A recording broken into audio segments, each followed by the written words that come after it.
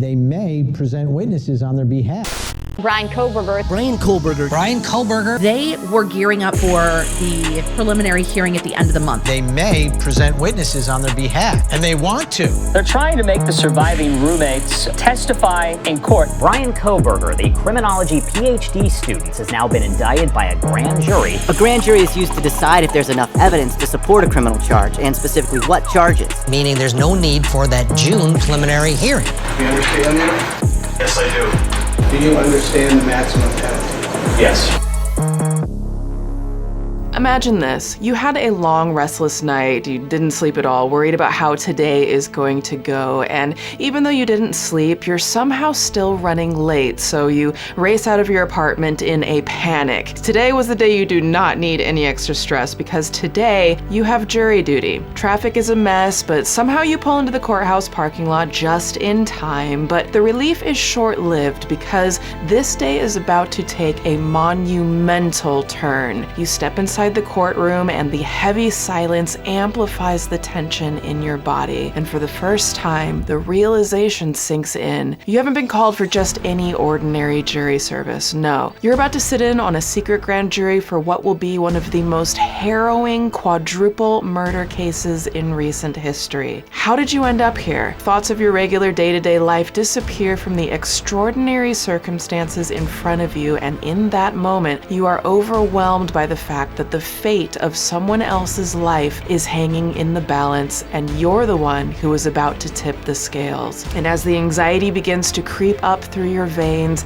you remember you can't talk to anyone about this. And with your mind racing, with the thoughts that are sealed away until this is all over, the heaviness of this almost crushes you. What if I get it wrong? What if someone finds out I was here? And as the day slips away and the news is announced to the rest of the world, you finally realize what just happened. You just indicted the now infamous Bryan Kohberger, and the whole world is watching. And this is what we know.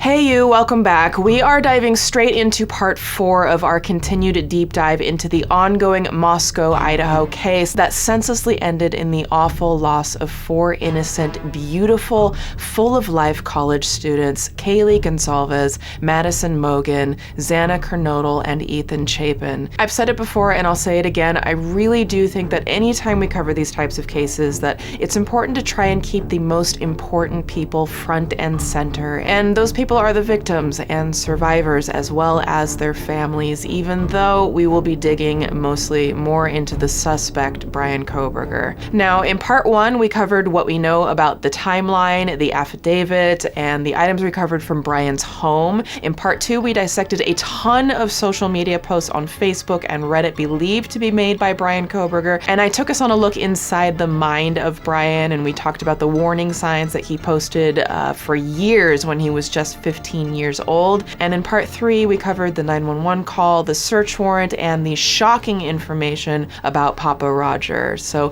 if you haven't seen any of my analysis in part 1, 2, or 3, I highly recommend it for further context. They will all be linked below. Now, there have been some absolutely shocking new developments with this case, namely the secret grand jury and sudden arraignment, as well as another woman Bryan was allegedly stalking, and his own sister being suspicious of him long before he was arrested. Yeah, it's a lot, okay? We are gonna dig into all of this. As always, a bitch has done her homework, okay? I have combined through endless documents and resources to try to present this as clearly as possible, as there are so many just frustrating conspiracy theories all over the internet. So hopefully this will help you make sense of what's currently going on.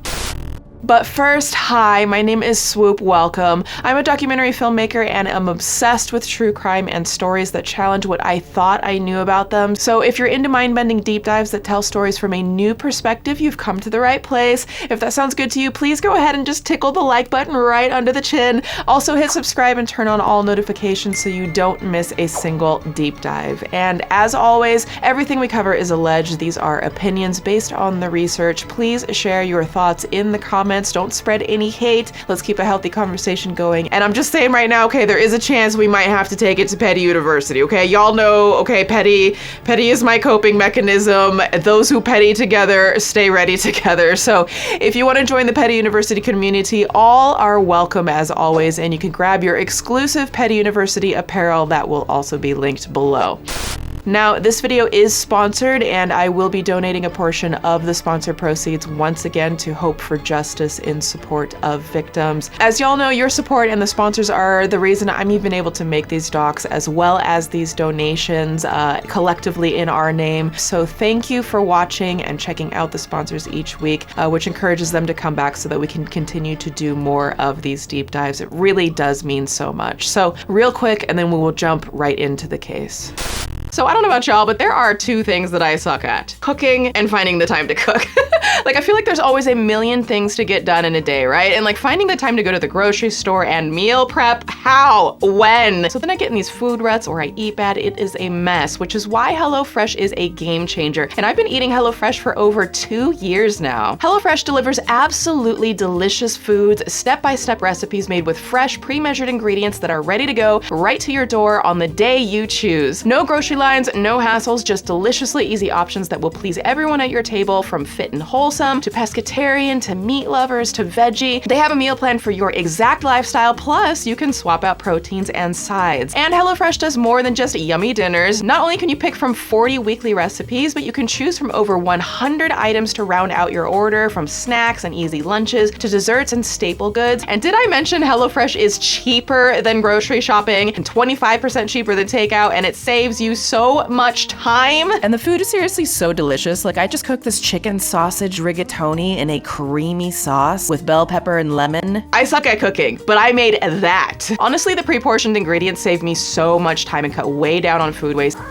So if you want the joy of not having to think about your meals, saving time, money, and skipping the grocery store, go to HelloFresh.com and use code SWOOP16 for 16 free meals plus free shipping. That is such a great deal. So go to HelloFresh.com and use code SWOOP16 for 16 free meals plus free shipping, and treat yourself, honey. You deserve it. Okay, back to the doc. Also, just really quick, I want to give a little note. I had re-uploaded a video, The Downfall of DaddyOFive, an absolutely disastrous family mess. I had actually uploaded it a week prior, but I had to take it down about an hour after it was uploaded because it was wrongly hit and stricken by the platform. What the platform does is, if I have to re-upload something after it had been up for like an hour, they don't send it out to you. So then the new version of it gets punished by the platform because it thinks you guys don't care. If you wouldn't mind watching that after this one, it would mean the world to me. That video took a huge hit, which is very terrifying for my channel because the platform is notorious for punishing creators if one of our videos doesn't perform as well. And so yeah, even if you were able to see it when it like first uploaded, if you would just give it a play and just like let it run for a while, that would be a huge help to get things back on track as I fight the machine in wrongly hitting the content that I'm just trying to get out to you guys because you're here and you've subscribed to see it, and also just try to spread messages to try to help people. That's all I'm trying to do here. Thank you.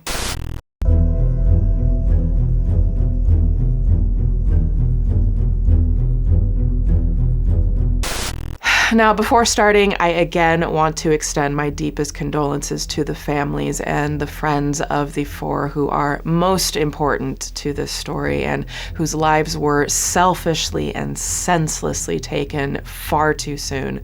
Maddie, Kaylee, Xana, and Ethan. As we're all aware, they were real people with beautiful, bright futures who were loved by so many and who deserved a chance at life, but their lives were sadly stolen from them and their families in the worst way possible. There are no words to ever express how truly sorry I think all of us are for their friends and families, and I hope that in time their families can find some fraction of healing and that their memories will always be a blessing. Let's dig in. So some of the most shocking breaking news on this case is about the surprising decision for the prosecution to call on a secret grand jury instead of having the scheduled preliminary hearing, which was what we were all expecting to have happen on June 26, just like a few weeks from now. So let me define this whole thing a little bit because it can get kind of confusing. So the preliminary hearing is like a mini trial. The prosecution will call witnesses and introduce evidence, and the defense can cross-examine witnesses. However, the defense cannot object to using certain evidence, and in fact, evidence is allowed to be presented at a preliminary hearing that could not be shown to a jury at trial. So basically, the purpose of a preliminary hearing is, or in this case was, to determine whether there is enough evidence to prove a crime was committed, and most likely committed by the defendant, Bryan, and therefore have enough to hold him for trial. Kind of sort of serves as like a check on the prosecution's case and helps protect individuals from being held for trial based on insufficient evidence, part of our legal system. If the judge concludes there is probable cause to believe the crime was committed by the defendant, a trial will soon be scheduled. However, if the judge does not believe the evidence establishes probable cause that the defendant committed the offense, they will dismiss the charges. So y'all remember how Bryan had waived his right to a speedy preliminary hearing, presumably so that he and his defense attorney could get all of the evidence that the state had against him for trial, get a little sneak peek. Well, this would have been given him more time to enter a plea and return to court on June 26 for this preliminary hearing, where the state would have presented essentially their case and evidence. But since the DA went the grand jury route, which was a surprise to, everyone. We all thought the hearing was coming. So there will no longer be this preliminary hearing. And I think that it's safe to say we all of us who've been following this, we were hoping for that hearing so that we could finally hear the evidence that the state has against Bryan, since the gag order has pretty much cut off all information around this case. So, it's a bummer for everyone out there who's been mentally or emotionally kind of tied and following the developments of this case, but ultimately, if it's the right thing to do to bring justice for the families, then we have to be okay with that. We have to be okay with not knowing all of the details for now. So now let me quickly break down and explain in as plain language as possible the difference between a preliminary hearing and a secret grand jury. Now, first, I'm not an attorney, okay? So here's an actual attorney, the wonderful Emily D. Baker, breaking it down a bit. So the grand jury did the probable cause determination. The grand jury issued an indictment. So the grand jury heard evidence and said, yes, there's enough. This is all the grand jury said. There is enough to believe that the person that you have arrested is the person who committed this case. That's not beyond a reasonable doubt, but there is enough evidence to hold them in custody through a trial. Basically, a secret grand jury is a group of citizens who are called together to review evidence and determine whether there is enough evidence to bring criminal charges against someone. It's called a grand jury because it typically consists of more people than a regular trial jury. So the grand jury is usually made up of around 16 to 23 people, and they meet in private, which means their proceedings are not open to the public or to the defense. Very important note there. First and foremost, a grand jury proceeding is unique in that it is conducted in complete secrecy. The only people present in the room during a grand jury proceeding are the jurors themselves, a prosecutor, and a court reporter who is sworn to secrecy. There are no judges, clerks, or other court personnel present. Instead, the grand jury foreperson presides over the hearing, and another grand juror usually serves the role of court clerk by calling witnesses, keeping track of evidence, and performing other duties. So,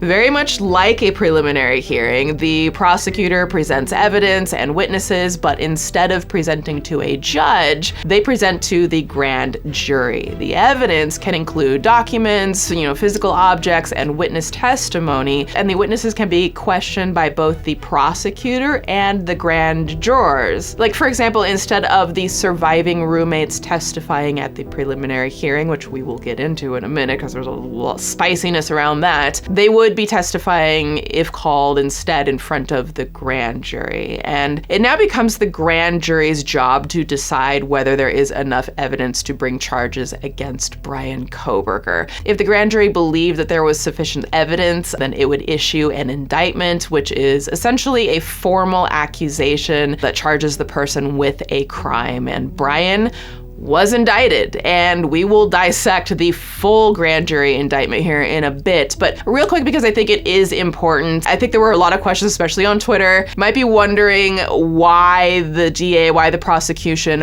would use a grand jury instead of just deciding to go with the preliminary hearing. And there are a few reasons for this. Firstly, to get an indictment and a grand jury to charge Bryan. I mean, it's kind of like that simple. It's widely known that a grand jury usually comes back with charges. I mean, there's literally the running joke that a grand jury will indict a ham sandwich, okay? So yeah, it's pretty easy. Based on the influence of the prosecutor, who, other than the court reporter, is the only non-juror present and who selects the evidence to present, various studies have suggested that the rate of indictment by a grand jury ranges from approximately 95 to approximately 99%. Yeah. Common. Even though the prosecution had previously charged Bryan with the same counts, a grand jury indictment means the prosecution can keep their case secret all that much longer. And I know, again, it kind of sucks, right? It's crappy for all of us who really just want to know what is going on, what is the new evidence, what do they have? But honestly, if this somehow helps the prosecution build a stronger case against Bryan and protect the pending trial, assuming that he's the real culprit, then, I mean, it sucks, but I'm all for it, you know? And since a grand jury can subpoena witnesses and documents, it's also a way for the prosecution to gather more evidence without the defense present. That's really the kicker here. The defense, they ain't got nothing to do with this, okay? They just ma'am, can I enter? Oh no, I can't, okay. I guess I gotta go home. You know, it's just sorry, doors closed. And one of the most important reasons I think this grand jury happened, and you'll see why in a bit when I circle back to this, is also to potentially protect the witnesses. While we don't know for sure, because, it's all top secret spy shit, I think there is a chance that one or both of the surviving roommates testified in front of the grand jury. This is swoop speculation here, but I wouldn't be surprised if that happened.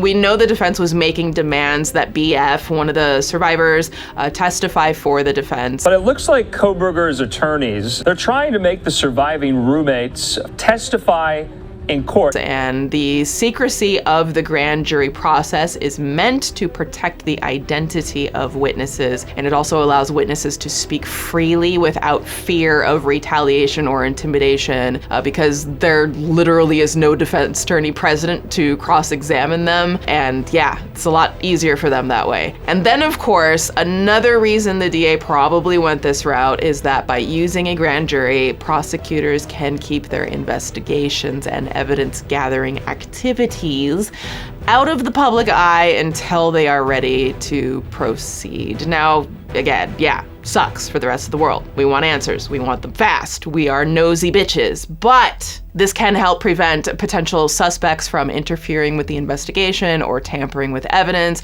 And it also puts, kind of an additional wall up, blocking all of those ridiculous conspiracy theorists from taking every tiny shred of information and twisting it to sound like, hey, Bryan, isn't the culprit if he actually is. It's, Professor Dean's sister's boyfriend's drug dealer who also drives a white Elantra and lives 200 miles away. Seriously, I will never understand some people's incessant need to try and taint high-profile cases with the most insignificant, unresearched, never fact-checked BS. That's what it gets me. I just wish people would just stop propelling these very blatantly false and oftentimes harmful to, innocent bystanders. People push these things so far, they could potentially poison jury pools, and really mess up things for having a fair trial here. Anyways, we like facts, not fools.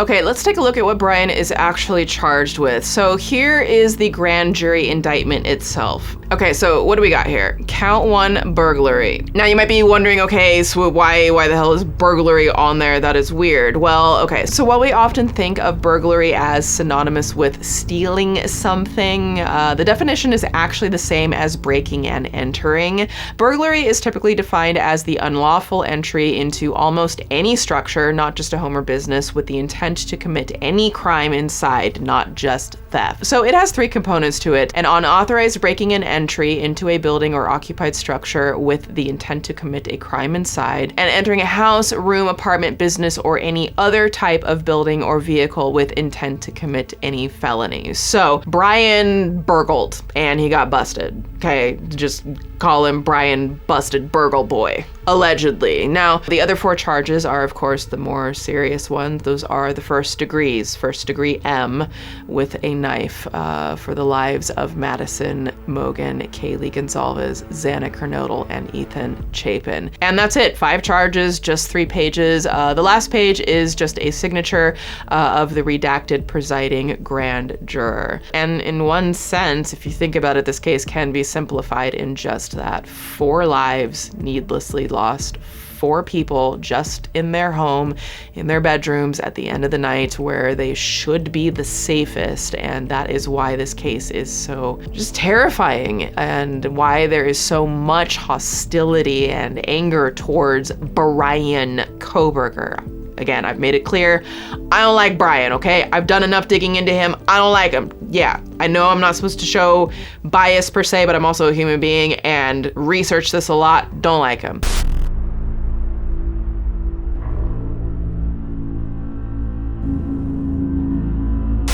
Okay, so regardless of the grand jury's indictment, the prosecutors have to tell the defendant and his lawyers about all of the evidence they have against them so that the defense can mount a defense. Well, well, well. How the turntables... Well, just a couple of days before the grand jury came out with its indictment, the prosecutors did just that. This is all spelled out in the state's response to the defendant's motion to compel discovery, which is basically legalese for a summary of all the shit got on you. And it is a whopping shite ton. My goodness. Now, it doesn't spell out exactly what it all is, but it does give us a sort of itemized list, if you will. So there's approximately 10,000 pages of reports and other written materials, approximately 10,200 photographs, and approximately 9,200 tips. Wow, and a colossal 51 terabytes of audio, video, media, and digital materials. Okay, do y'all know how much that is? Like, a lot of computers don't even have 1 terabyte of space, okay? Like, think about it. A lot don't, right? Yours, you might not have that. The prosecution just turned over about 51 computers full of evidence, okay? I am a filmmaker. I have stacks of hard drives. I ain't even got 51 terabytes for a film. You know what I mean? That's just, it's so much. And 10,000 photographs. Have you ever had to sit through a slideshow, you know, like of that uncle who thinks he's like an amateur photographer and he just got back from visiting like the Great Lakes and you have to sit through like 100 photographs? Yeah, this is 10,000. Imagine if you had 10,000 selfies that you had to go through to pick the one that mattered. It's a lot. Now, this might be a good time and like a shred of a little bit of light in this very dark situation. I want to mention that the University of Idaho has awarded each of their families an honorary degree in this past month's commencement ceremonies. The spring commencement honoring the lives of those 4 students cut senselessly short, awarding posthumous degrees to Kaylee Gonzalez and Madison Mogen, both set to graduate this year, along with certificates to underclassmen Ethan Chapin and Xana Kernodle. Madison's family will always be members of the Vandal family. Thank you for joining us today to celebrate her academic achievements. I thought it was really heartwarming. I almost cried. It just made me really sad. They deserve to be here too. I was very happy to see that Xana, Maddie, Kaylee, and Ethan are still remembered and that the school honored them in this way. I know that they were working very hard for their degrees and it is very well earned and deserved. And another reminder that they're not here, but they should be. All right, let's see if there's anything else worth mentioning in the response to the motion to compel discovery thingy. Oh yeah, so including all of those terabytes is all of the footage involved in the arrest of Bryan at his parents' house in Pennsylvania. And it also seems that they have a recorded interview with Bryan. I really wonder what he said in that. I mean, one day, hopefully we will find out, but just not today, folks, okay? Not today. Numerous lab reports regarding forensic evidence, collection, and analysis of items recovered from the defendant's parents' home, trash cans, and other receptacles, and the defendant's vehicle. Yeah, other receptacles. Is that the stuff you put in your neighbor's trash can, Bryan? Your car? It's not looking good for you, you piece of shit. Sorry, not supposed to say that. Allegedly a piece of shit, okay? I should clarify by that, sorry. But y'all remember Bryan was like wearing his gloves and throwing away trash, not just in his parents' trash can, but in the neighbor's trash can. Why would you be doing that? Okay, so there is a videotaped interview with Bryan and the police. There definitely is one with a Moscow police detective, Payne. And who's that? Well, it looks like it's this guy, Brett Payne, who is the lead investigator on this case from the Moscow Police Department. Now, it looks like he's only been an officer for 2 years, which, wow, that is a lot of responsibility to fall on your lap, Mr. Payne. You know, the whole world is watching, basically. And actually, it looks like the defense picked up on that as well, because it seems like they asked about training records of unnamed officers, probably trying to use it as their evidence that these officers weren't trained enough to catch Bryan, or they made mistakes because they're young and inexperienced, or, you know, blah, blah, blah, any number of things that a defense could try to squeeze together to cause doubt around all of this. But of course, the state clapped back and said, the state respectfully submits that training records of specific officers are outside the scope of ICR 16, meaning we don't gotta say about that, okay? Blah, there it is. And that's pretty much all we get out of this. The prosecution absolutely buried the defense in paperwork, and I am here for it. I mean, what would the PhD criminology student do? Isn't that what some people think was his drive, his motivation in the first place? Well, sir, hate to say it, Bryan, you, here it is, bitch. I hope that there is, and there probably is, a lot more damning evidence in there that we just will have to wait to find out what it is. But I really am hoping for a number of smoking guns, if you will, that just leave no room for doubt on who did this. And if it's Bryan, assuming it's Bryan, I hope it is enough to get a conviction and some shred of justice here. And yes, as thirsty as the public was for the preliminary hearing, it is probably better overall that the evidence remains under gag order to preserve a strong case and impartial jury to eventually roast a bitch in court. Allegedly, of course.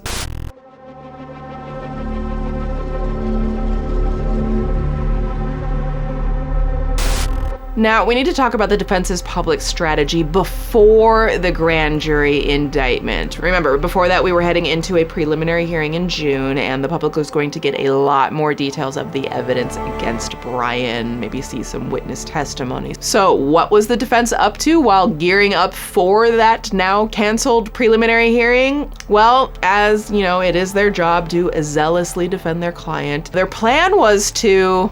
This was a motion. Bryan, the accused, by and through his attorney, Ann C. Taylor, public defender, moves this court for a certificate to assist in securing the attendance of Bethany Funk as a witness on behalf of the defendant in this case. During the course of my investigation, it became known to me that Bethany Funk has information material to the charges against the accused. Portions of the information Ms. Funk has is exculpatory to the defendant. Whoa, wait, hold on. Slow down, Vinny, let us catch up. The defense wants to call one of the surviving roommates as a witness to the defense? That changes nothing. Listen, y'all, I can't prove this yet because of the gag order, but the defense is kind of bullshit. Like, it's a strategy thing. Like, you know what testimony that BF likely has that is exculpatory for Bryan?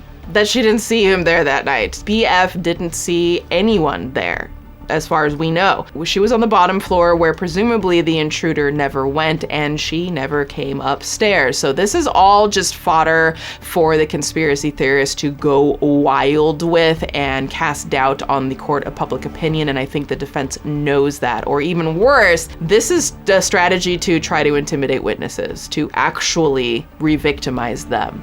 But again, this is a thing that defenses will do. And guess what happened? The conspiracyists went fucking wild. Everything from the roommates were running a drug operation and got in trouble with the cartel, in which case I'd ask, which cartel exactly? I'd want to know. I'm just really curious. Which one are you going to accuse of this? To like literally other things like saying the surviving roommates did it, and then we're just trying to scurry and hide evidence. And it's just, to me, it is such a reach, and it's so gross to these roommates who have survived this situation and will likely live with the trauma of this the rest of their lives. I don't know.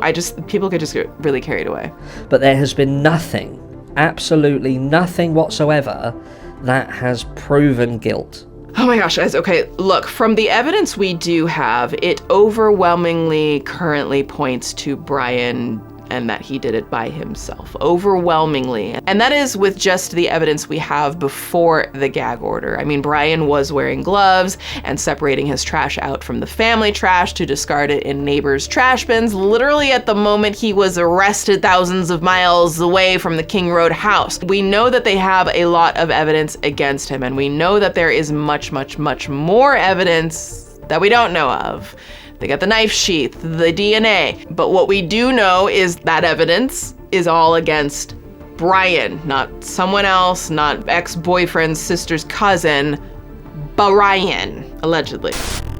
Anyways, back to the defense trying to call BF as a witness for them. Well, BF has an attorney, and they were fighting this subpoena, saying that the defense, saying BF has exculpatory evidence is conclusionary without any support, meaning the defense is saying she has information that's helpful to Bryan without saying what that information is. My guess is there is no information. They just want the public to think there is, which is a huge red flag. And exactly why I believe the only thing that they were trying to get her on the stand for is to say that she did not see Bryan that night, but she didn't see anyone. So that's not exculpatory. It's just a witness who didn't see anyone. Oh, and remember all that stuff in the discovery motion, the 10,000 reports, 51 terabytes of data. Well, again, the defense said that there was exculpatory evidence in that. They love using this phrase. And again, I believe this is a PR move. Like, seriously, do you think that the defense has had enough time to go through 10,000 pages of reports,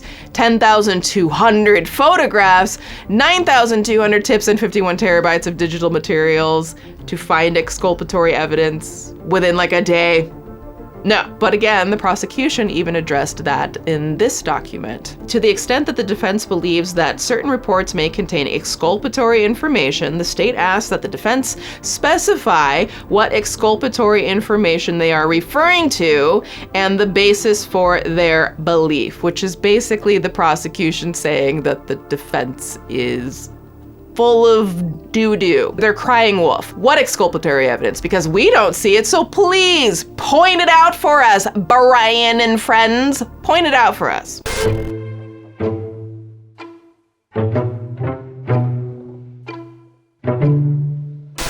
So let's now fast forward to present day, or the most recent stuff. So during the arraignment, which happens after the grand jury indicted Bryan, when asked to enter a plea, generally guilty or not guilty or no contest, instead of entering a plea himself, his defense attorney stood up and said that they will be what's called standing in silence. Mr. Kohberger prepared to plead to these charges? Your Honor, we will be standing silent. Okay, because Mr. Kohberger is standing silent, I'm going to enter not guilty pleas. This means that Bryan Kohberger has chosen not to formally enter a plea himself. Now, this is not an option in all states, including California, but to explain, by standing in silence, which he has a right to do, is basically his way to reserve his right to remain silent. Remember how they say that when police arrest somebody, you have the right to remain silent, and have the plea made for him by Judge. That is the judge's name, Judge. During an arraignment, standing in silence typically refers to the defendant's choice not to enter a plea or make any statements in response to the charges brought against them. Instead of providing a verbal response, he chose to remain silent, to stay quiet. This allows Bryan and his attorneys more time to review the case and consider their options and potentially negotiate a plea agreement or prepare for a trial. And so the judge entered the plea for him. And again, while this isn't what the general public wants and will likely read way more into it than necessary, and trust me, I get it, more than likely this is nothing more than a defense strategy. And while this feels, like dramatic, it really doesn't have any sort of impact on the case or the trial, other than the fact that Bryan did not accept guilt at his arraignment and a plea of not guilty has been entered for him. I'm guessing that more than likely this has to do with the fact that the death penalty is still on the table. Even though it sounds nefarious, this might actually be a good thing for the prosecution and a way to potentially get a plea deal out of him and not take this to trial if that's what they decide to do. Now, do I think that the prosecution would offer a plea deal? I don't know. Maybe not. It's such a high profile case. Maybe not, but we don't know ultimately what the families want, and this could go many, many ways. Like, if the families all just wanted this over with and Bryan was willing to plead guilty in exchange for life and the prosecution agreed, then maybe? We're just gonna have to see. I know that Twitter did what Twitter does, and people were making broad sweeping assumptions that Bryan, not pleading not guilty means that he feels guilty but won't admit it, or that he's so arrogant he won't even open his mouth. But again, if we're looking at this plainly in terms of how the law works, this was within his rights, and as crappy as it is, we do want to make sure that Bryan receives a fair trial so that if he is in fact guilty, which most of us think that he is, then a fair trial that comes back with a guilty verdict ensures that there are no random messes or loopholes that would allow Bryan to successfully appeal later on. The more fair it is, which is how our system is supposed to work, the more accurate the verdict and the less likely it is to be overturned. So that should be the goal for everyone here. At the end of the arraignment, Bryan's legal team was asked about trial dates, and they requested that the trial be set just beyond the 6-month speedy trial timeline. So a hearing has been scheduled for October 2nd in just a few months. But honestly, I highly doubt that the trial will happen in October or happen this year at all, if it makes it to trial. I mean, again, the defense literally got 51 terabytes of stuff dumped in their laps, which, actually, can we just have a petty moment? Can we just have a moment for how petty that comes across from the prosecution? Bitch, I am so here for it. Like, y'all want to defend this burgle boy? Fine, y'all hoes can start with this and just dump a huge brick in their lap and just leave this, massive pile of stuff for them to have to go through. Okay, honorary petty university doctorates to all the prosecuting attorneys. We'd love to see it.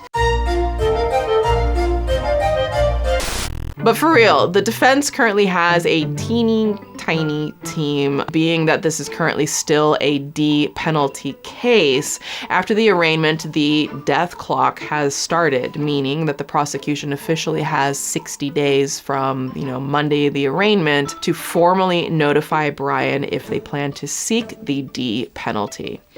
It's heavy. It's real. I mean, think about it. This is basically as serious as it gets in court, right? And you know, just a sidebar, because when I found this out, it was unsettling for me. It might not be for you at all, but so it turns out there was a new law passed earlier this year in Idaho, like in March, a couple of months ago, regarding the D penalty, which gives the state some new options. So if the state goes for the D penalty in this case, and if they get a conviction, Bryan could now legally be executed by lethal injection, or he could get the firing squad. Yeah. Listen, I'm not here to argue about whether or not the D penalty should be a thing. I know everyone has their thoughts and you're more than entitled to your opinion on it. I think also different life experiences likely shape whether someone is for it or against it in general. For example, you know, the families of victims of terrible crimes like this may have felt one way and now feel entirely different because of the pain that they're experiencing, and that is very valid, and I would never want to invalidate that. I personally am not a supporter of the D penalty, mainly because it would be a tragic end if someone was wrongly convicted, but also it's hard for me to kind of wrap my brain around responding to someone taking a life by taking theirs, if that makes sense. Trust me, there have been many cases where I struggled with feeling like this, like the Alec Murdaugh trial and the Lori Vallow cases, which I have documentaries that I have produced that I will be posting to this channel very, very soon. Don't worry, we're going to cover both of those cases in depth. And holy hell, those cases and this one have really tested my limits with how I feel about the D penalty, but I think it's a very complex thing to lay on the shoulders of a jury and a judge to be making that decision about someone's life. And so when I hear about this resurgence of the firing squad, now legal in 5 states, I struggle with that concept. It feels kind of barbaric in a way that could contribute to the degradation of society if I like really spiral with my thoughts. I don't think that we need to go back to those times. And yes, these crimes are the most awful, barbaric, evil, vile things, but I don't know. I'm gonna leave it there. We'll move on.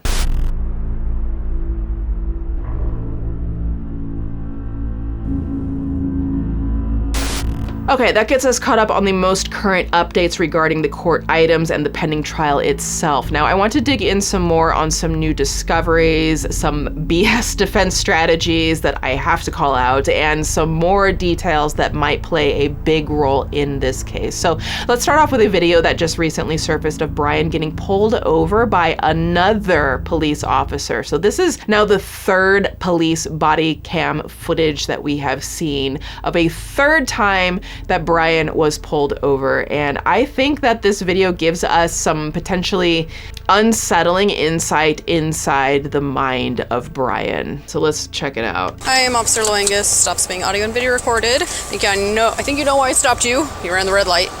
What actually happened was I was stuck in the middle of the intersection. Yeah, so I was behind you the whole time. So I think it's really interesting. I feel like oftentimes when someone gets pulled over by an officer, when the officer says, you probably know why I've pulled you over, I think the more normal, typical response is, oh, no, officer, why did you pull me over? You know what I mean? But he immediately, very confidently just launches into an explanation of what happened. What do I need to say? How do I talk myself out of this immediately? And just jump straight for it. It shows a level of confidence that he has in regards to how he views law enforcement and breaking laws and that sort of thing. And just take note of that. So technically you're not supposed to enter the intersection at all for that reason, because if the light turns red, then you're stuck in the intersection and then you run the red light. So that's the reason I stopped you. Do you have your license on you? Yep. Now, I know that you can't see him right there very clearly, but he is making very direct eye contact for most of the time, which is also, I think, indicative of someone who is listening, but I don't think, as you'll see a little bit later, I don't think that he's listening because he's just trying to follow along and understand. I think he is listening while calculating the next things that he's going to say to try to get him out of the situation. And I think it also shows that he's not nervous around law enforcement, or if he is, he hides it very well. Would you explain that to me a little bit further? So in Pennsylvania, when you're stuck in the intersection, you have to make the left. So what would the appropriate thing for me to have done been? Just You're back not up in that supposed to situation? block an intersection like that in Washington. So this is very telling to me. What he decides to do is take on this strategy of, I need to be educated. Officer, ma'am, will you educate me about what should I have done? I want to be a good citizen. I'm trying to convey the idea that I am a good citizen. I care about the law. I don't want to break the law. So please help me, educate me. I am the learning, willing student here. It's a way of forming and like molding himself to be however, whatever, and whoever he needs to be in this situation to try to wiggle himself out of it. So now he's playing the role of, I just want to learn. I want to do better. I want to be better. Isn't that what you want? Isn't that what police officers want of us? We have often talked here on the channel about the different signs of traits of negative narcissism. Again, I am not a doctor. I am not diagnosing anything or anyone. If someone does have like narcissistic personality disorder, does not mean they are a criminal, does not mean they are bad people by any stretch of the word. I know a lot of people throw in the word narcissist and they always make it negative. It is not. But putting that disclaimer aside, as we've studied and understand, there are certain elements of these more negative traits where someone will mold themselves and mimic and become whatever it is they think that you need so that they can get what they want. And in this situation, Bryan wants out of this ticket. Just by you blocking the intersection, that's technically a ticketable violation, and then then you're running a red light, so it's another ticketable offense. So you're not supposed to proceed into the intersection until you can go. Yeah, there was a little bit of confusion with speeding because someone had stopped. I wasn't sure what they were doing, and then they put on their light to turn. So I thought that maybe they were letting me go through.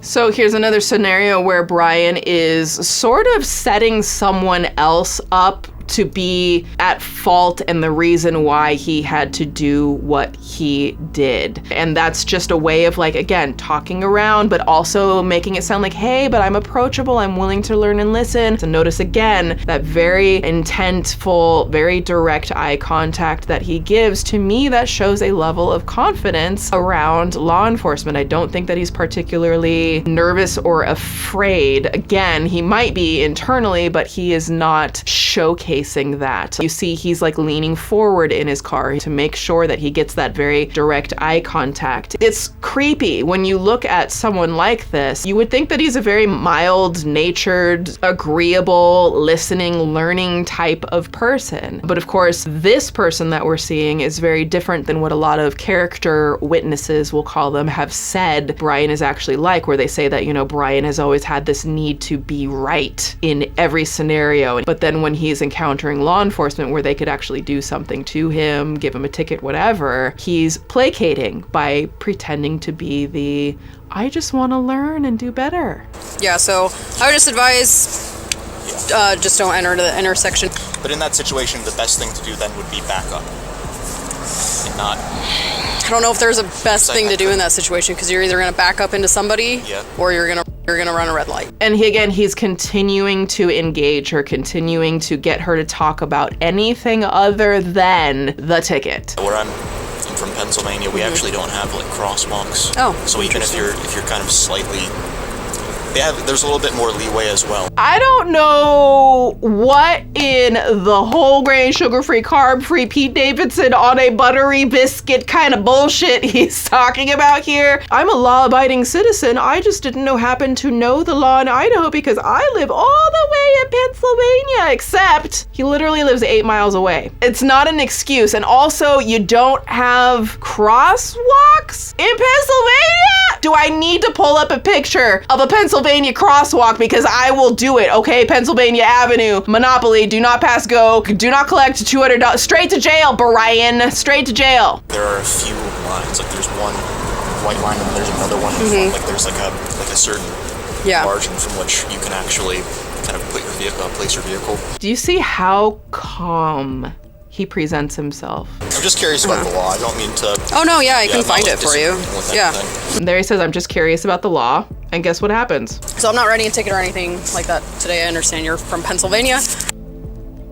I understand you're from Pennsylvania, so I'm not gonna give you a ticket. I mean, but it worked. His strategy worked. I am a law-abiding citizen. I just didn't happen to know your laws in the good state of Idaho because I live 8 miles away and we don't have any crosswalk, you know? You're just supposed to wait behind the white line. Drivers do it all the time, but... It never even occurred to me that that was actually something wrong, but well, except for the fact that I was blocking the crosswalk, which is what I went through. And states vary a lot from laws, like Pennsylvania might not even have that law. I'm actually just from a very rural area. The lies and deceit. Once she said, I'm not gonna give you a ticket, that's when he finally gives her a little something. That's where he finally says, oh, you know, I didn't actually know. That's when he's sort of own up to a little bit of his fault, but still not completely, but he knows now he got the results that he wanted. So we just don't have crosswalks. Unless I visit an area where there are crosswalks, and then it's not very frequent. It's not very frequent that he visits an area with crosswalks. I do apologize if I was asking you too many questions about the law. I wasn't trying to No, not at all. Like, I understand you're not from here, so hope that helps. Definitely. Yeah, have a good day. Definitely, you too. Thanks.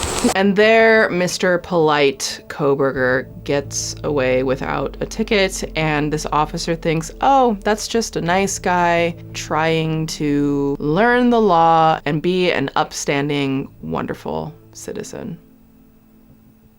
I'm gonna take a quick pause here for our second sponsor, who I will also be making a donation from, and then we will jump right back into the rest of the updates here.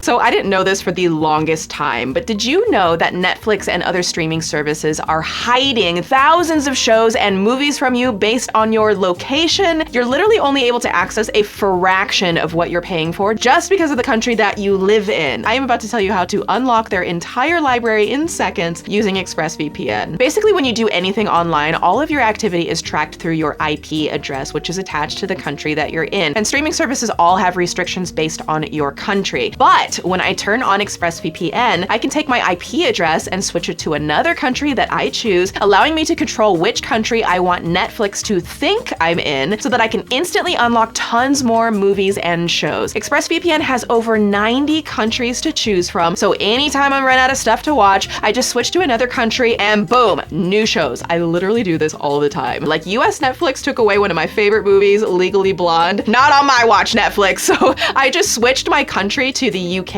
and bam, I am ready to watch my favorite movie. Like, imagine if you walked into a Starbucks and tried to order a coffee, but they tell you you're only allowed to get hot chocolate. That's what Netflix is doing to you, and Hulu, and Amazon, and like everyone. ExpressVPN works in seconds. You can use it on your phone, laptop, tablet, even smart TVs, so you can watch on the big screen with zero buffering. And you know, it also doesn't hurt that having ExpressVPN turned on when using the internet keeps all of my info secure, my emails locked up tight, and my browsing is protected. So join me and stop paying full price for streaming services and only getting access to a fraction of their content. Go to expressvpn.com/swoop and get an extra 3 months of ExpressVPN for free and treat yourself to tons of new movies and shows. You deserve it, honey. Okay, back to the doc.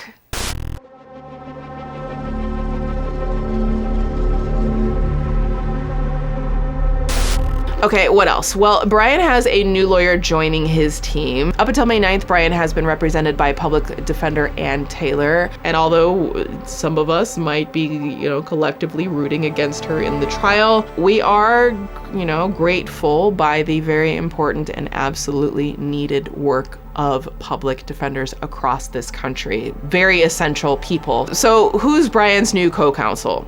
Eliza G. Massath, and according to her website, she is Idaho's Criminal Justice Panel representative, former president of the Idaho Association of Criminal Defense Lawyers, and served on its board of directors for 11 years. And probably most importantly, she's qualified to represent Bryan in D-penalty cases. In fact, it seems like she's qualified to do about every lawyer thing in the book. Like, let's see, it says here that she does was M, DUI, traffic infractions, Idaho transportation, department hearings, assault, battery, weapons charges, D charges, theft, shoplifting, DA and V, juvenile crime, probation violations, S crimes, including S assault, white collar crimes, including embezzlement, fraud, and forgery. That's a long list. Oh, and over here it says that she also does estate planning, real estate transaction, business formations, and evictions. Honestly, I don't know the road to becoming an attorney. Maybe you like dabble in a whole bunch of different things and just like learn the law as you go for very different areas and then like settle on one. I'm guessing that's kind of how it works. It just seems like a lot of areas of expertise for one person. So I don't know what that means. Sometimes you study too many things, then you are a scholar of many and an expert of none. But yeah, we will find out.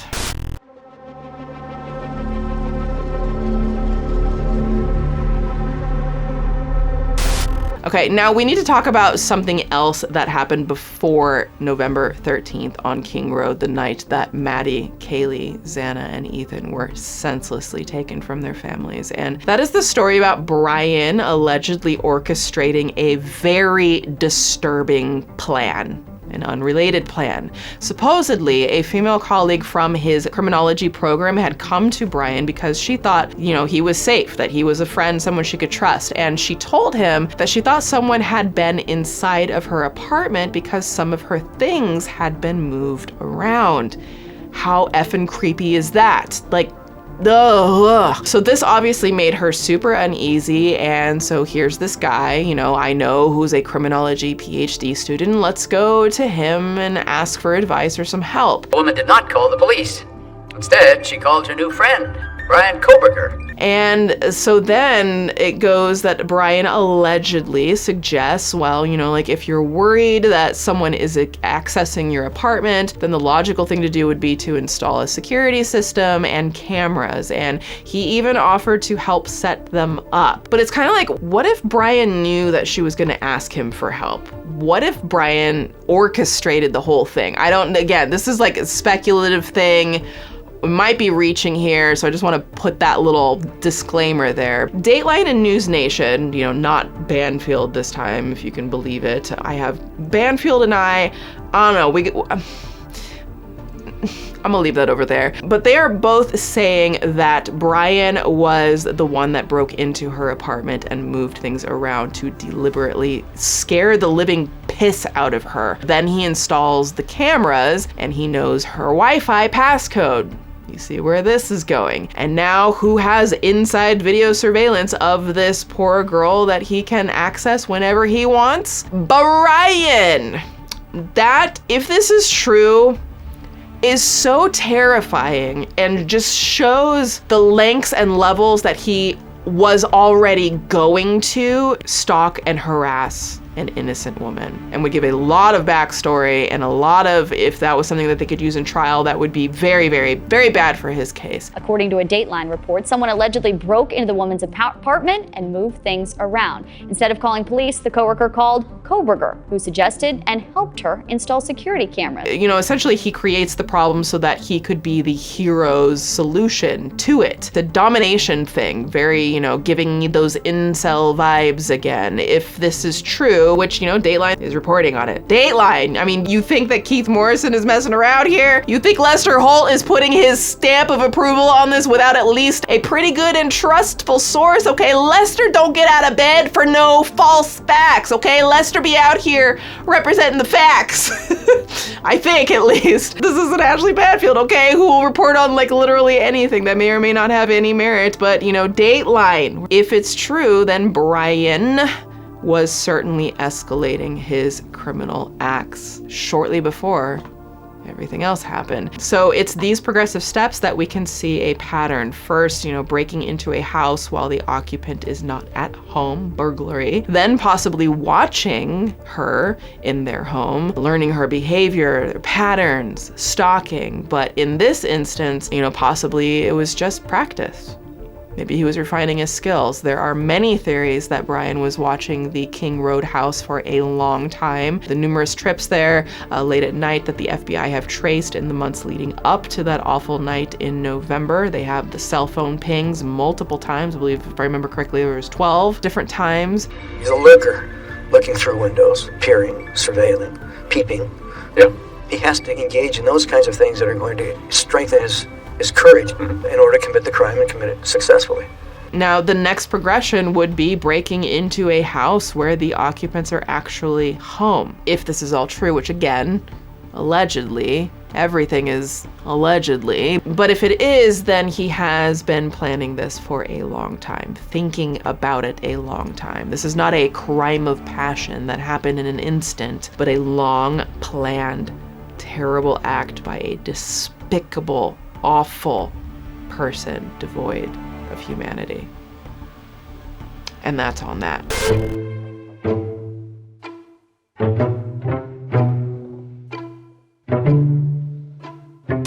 Now, Dateline also reported on the knife. The knife. You know, the one with the sheath that was left at the house, that military-style KBar knife? Well, we do know from previous documents that law enforcement had issued search warrants looking for purchases of this particular knife, and they served warrants to Amazon, eBay, Walmart, KBar themselves, and a few other places like Blue Ridge Knives Incorporated. But because of the gag order, we don't know what, if any, evidence these search warrants have uncovered. But, you know, Dateline seems to be pretty sure. They just came out and said it.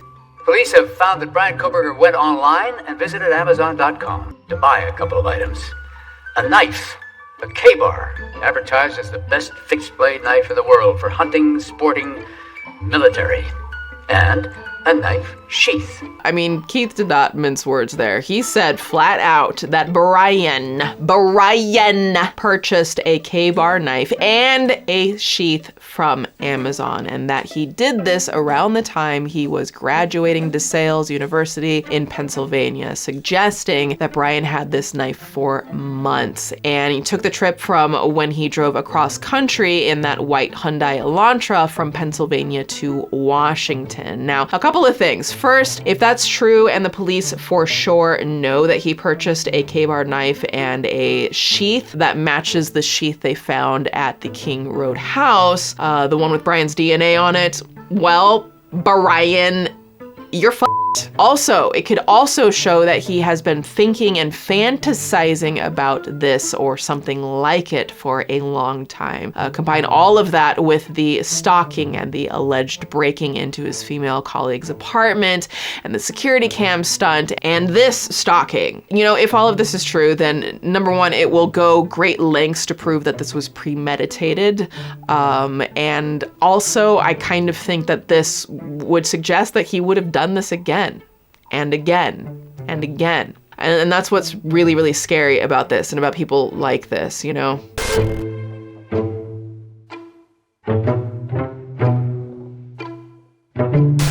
And you know what else? So one of his sisters thought he might be involved in the crimes when the family got together for the holidays, just before he was arrested.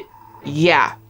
So remember Bryan's dad flew out to Washington to drive cross country in Bryan's white Hyundai Elantra, you know, with him to the family home in Pennsylvania. They even got pulled over twice. We've seen those 2 body cam footages. Well, when they got home, his sister thought that he was acting weird and they started putting things together. Like, remember, this was huge news across the whole nation. And one of his sisters was like, well, Bryan lived only a few miles away from where it happened, when it happened, and the police are looking for a white Hyundai Elantra, and that's the kind of car that Bryan has. And get this, like, according to the Independent and Dateline, this dude was constantly wearing latex gloves, including inside their own home. Wait, what? Okay, constantly wearing latex gloves around the house for family holidays? That's what you call a red flag, honey. Like, could you imagine, like, staying in the house with your brother who lived near the crime, drives the car they're looking for, he's acting weird, and wearing latex gloves constantly around the house so that he doesn't leave fingerprints on anything? Oh, hell no.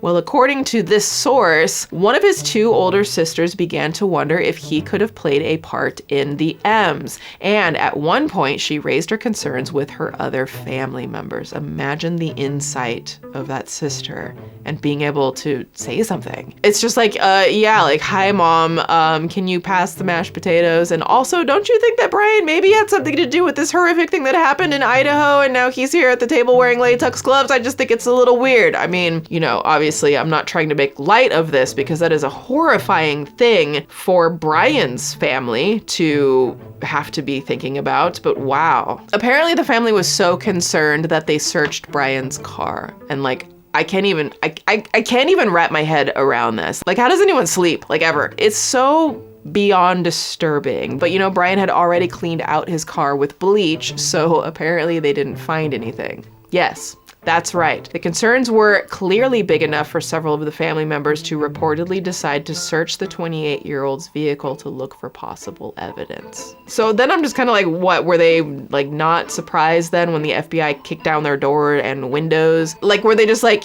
yeah, kind of saw this coming? I don't know. Like, this is so actually, again, difficult to wrap my mind around, to think that something like that of your little brother, and then to have it unfold in front of you, like literally. Like, no one can imagine what that's like. And his poor dad, like, who drove all the way across the country with him, you know, in the getaway vehicle, allegedly. It's just really effed up, honestly. And I'm not saying this to disparage the Kohberger family. Quite the opposite. While they're obviously not the victims who were taken from this world, and they're going through something very different than Maddie, Ethan, Xana, and Kaylee's families are, which is just awful. The Kohberger family are also victims of this crime. And imagine, like, you think you raise a son who's going to school and trying to make something of himself, and then he does this, allegedly, and then smiles and drives cross country and spends holiday time with you. Like, that's probably going to mess them up for the rest of their lives as well. And it just underscores how absolutely disgusting and selfish crimes like this are. Everyone is hurt by it. Everyone. And no one saw it coming.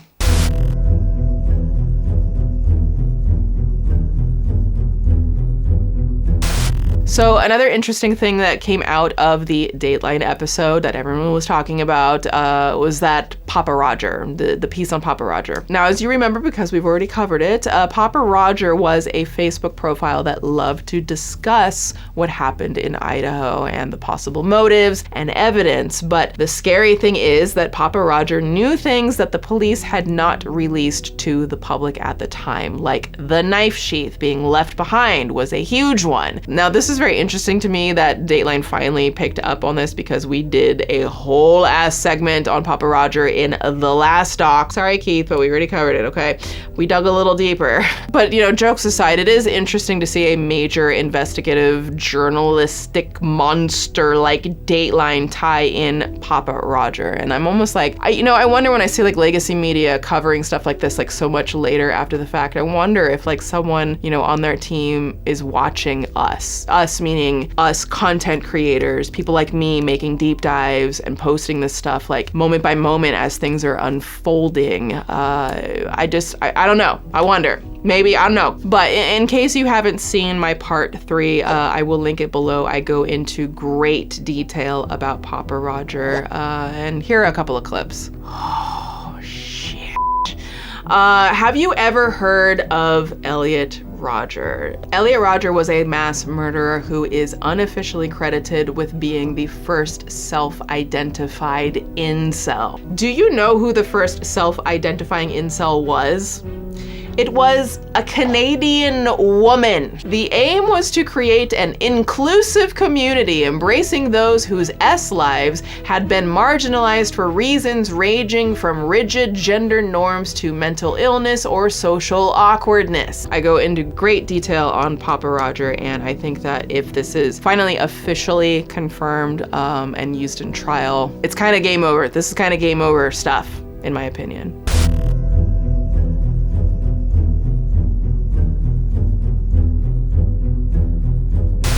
Now, there's one other thing that I wanted to touch on today that I haven't really heard anyone else discuss, but I think it's important to shed some light on it, and that's in regards to the farther reaching aspects and impact of this case. Crimes like this don't just hit the victims and their families, which is the most awful part, of course, but they also do far-reaching damage that largely goes unnoticed by the outside world, and that's in regards to the community. The investigation costs way more than the city has. Remember, they're the ones paying for this. Moscow runs on a fairly thin budget, and they have estimates of how much money they'll need for emergencies, like fires and floods. But a small town like this simply does not budget for a crime of this magnitude and the extra hours of work and investigation like this takes on. City Council member Sandra Kelly said, "You budget for fires, you budget for floods, you prepare for natural disasters. This was not natural."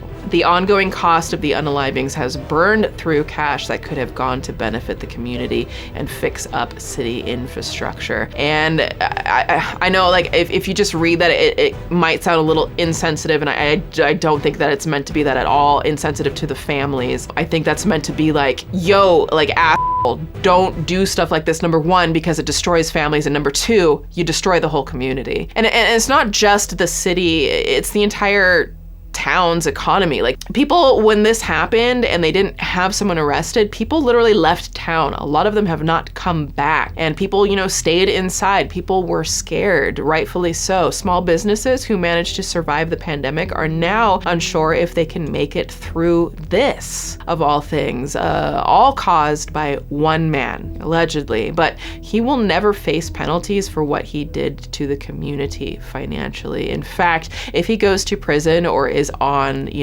D row, that's even more expenses for the public who will be paying for him to be there. And I feel like this is the part that we often overlook in these cases. Yes, justice can never really be served in this case because we cannot get back Maddie, Xana, Ethan, or Kaylee, and they deserve to be living their lives here. But also, on top of that, which is just so awful, you also can't extract money from Bryan Kohberger to financially make it right for a community that he single-handedly damaged immensely. The point here being, the effect of his crimes is so far-reaching, it just hurts more as we explore exactly how far this goes. And if any of you have the opportunity to travel, to visit, to be a tourist, to shop the small businesses in Moscow, Idaho, and the surrounding areas, just to show some sign of support, making donations for these businesses that are struggling because of this,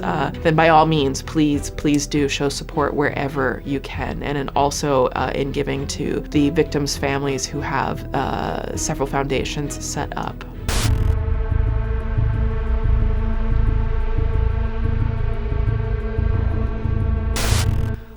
So that catches us up on some of the most compelling updates from this case. There is constantly new information coming out, so I will continue to gather and research it so that I can present it as best as possible. And certainly if and when this gag order is finally lifted, if that happens somehow before the hearing, there is going to be so much more to come out, and hopefully we'll put a lot of the missing pieces together for everyone. And of course, I will cover it. Now, please do excuse the tone shift for a moment because I need to say a couple of things at the end of all of my docs, but thank you again for continuing to watch and share and support these. I am forever so thankful for you all, for our Petty University community. Thank you for not only watching, but for sharing these docs every week with your friends and family to help grow our community. Be sure to check out HelloFresh by going to HelloFresh.com and use code SWOOP16 for 16 free meals plus free shipping, and treat yourself, honey. You deserve it. Be sure to check out ExpressVPN and get 3 months free by tapping my link in the description, or go to expressvpn.com/swoop and enjoy all your new movies and shows. Again, I'm so grateful to even have sponsors, and thank you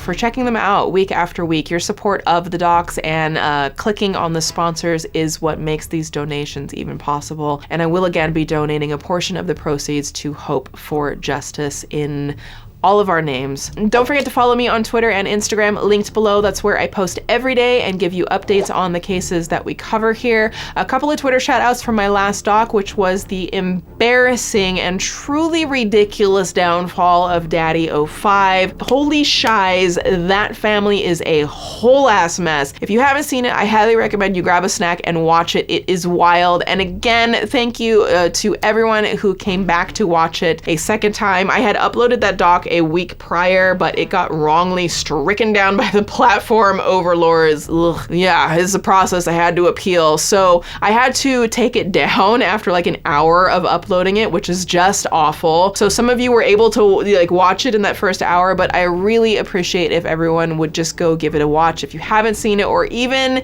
if you were able to see it, just like go again and hit play. The platform is notorious for punishing re-uploads, and it's certainly punished this video. So that will be linked below. Thank you, thank you, thank you for your support. All right, first Twitter shout out goes to Bree Ramsey, who says, this was a great watch. It needs to be talked about more, so it can't just be swept under the rug. Not only that, but the information about manipulative parents was extremely eye-opening. I have a parent who is manipulative, and I'm just glad this proved that I'm not losing it. I'm so sorry for what you are dealing with, and I really do hope that the information that I provided in there gave you some insight so you can hopefully better navigate the situation that you're in. Second shout out goes to Jack Pimentel, who says, this video made my blood boil. I'm thankful that I have not heard of this channel, nor do I have any purpose for subscribing after Cody being mistreated for the majority of the channel. Thank you, Swoop, for covering this, because this is such a trash family channel. If you want to be my next Twitter shout out, just follow me on Twitter, linked below, and retweet this video right here. Also, please do follow me on Instagram and help me finally hit 100,000 followers on there. It is a goal. It is a long goal, and I know that we could do it, and I really appreciate your support.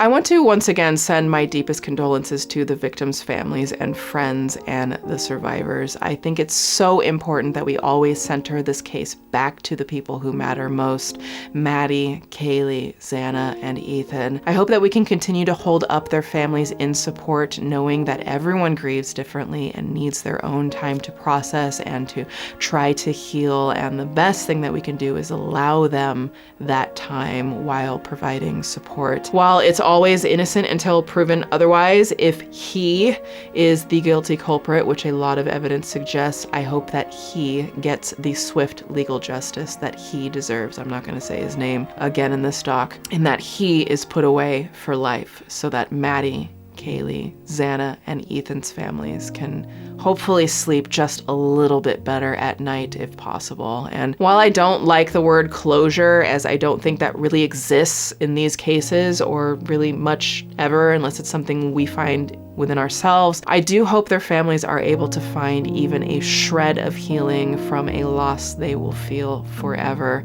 And I hope that in time, their memories will always be a blessing. And as with all of the other docs, I will finish this with some words from those who knew and loved Kaylee, Xana, Maddie, and Ethan the best.